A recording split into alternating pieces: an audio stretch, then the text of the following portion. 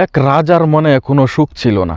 সেই রাজা তার রাজ্যর এক পূজাকে দেখে খুবই হতবাক হতো, কারণ তার কোনো ধনসম্পদ ছিল না। আর তাকে দেখলে মনে হতো সে পৃথিবীর সবচাইতে খুশি ব্যক্তি। মন্ত্রী মশাই বলল, রাজা মশাই, আপনি এই লোকটাকে দেখে বিভ্রান্ত হবেন না, চলেন একটা খেলা খেলি।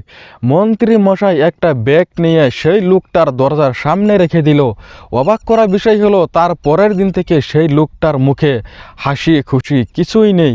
রাজামশাই বলল, মন্ত্রী মশাই, তুমি সেই ব্যাগের ভিতরে কি রাখছিলা, যার কারণে এই লোকটার মুখে হাসি খুশি কিছুই নাই, সব শেষ হয়ে গিয়েছে?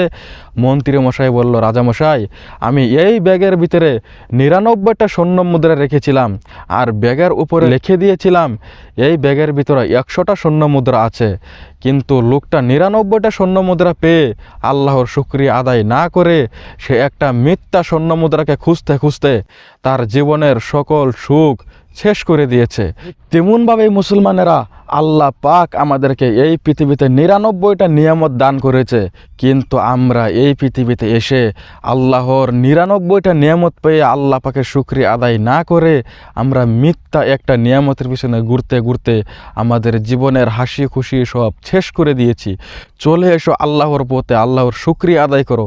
আল্লাহ তোমাকে যতটুকু দেয় ততটুকু তুমি আল্লাহর শুকরিয়া আদায় করো, আল্লাহ তোমাকে আরও বেশি বেশি দান করবে।